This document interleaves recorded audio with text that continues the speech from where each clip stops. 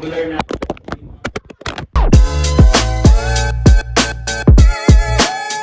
Una din na pinakatutunan ko sa relationship, hindi lang sa pagkakaroon ng girlfriend, na ganyan, ng kaibigan. Above all else, lagi kong pinuput sa isip ko, sa puso ko. Mas sa lahat ng meron ako ngayon na relationship, kagaya nito, meron akong girlfriend, si Jana, family ko, diba? Sa mga kaibigan ko na sobrang close ko talaga na sobrang tagal ko nakasama. Pero ang pinaka-importanting relationship na hindi dapat tutumbasan ng kahit sino, kahit ano man yan.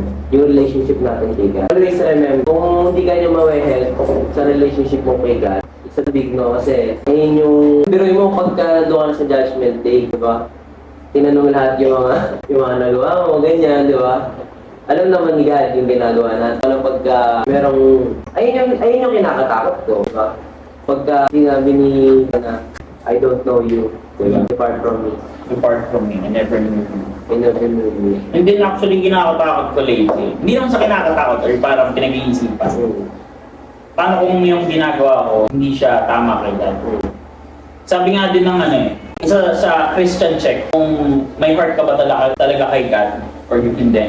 Ilang ba sa'yo na magkakaroon ka ng relationship kay Jesus, kay God, pero hindi ka mapupunta sa heaven. Wala kang salvation.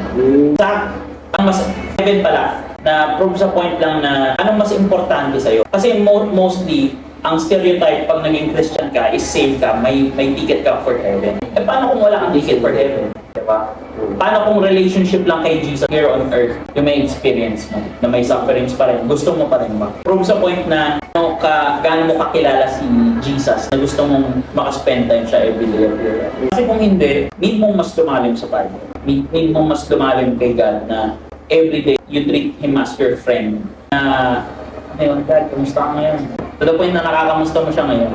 Diba? Kasi ang relationship, hindi naman yan ikaw lang nagbe-benefit. Ang relationship natin kay God, pinapasaya natin siya. Ang goal natin, mapasaya natin siya. Every worship service, yun yung goal. Mapangiti natin si God. Every day, yun din yung goal. Mapangiti natin si God.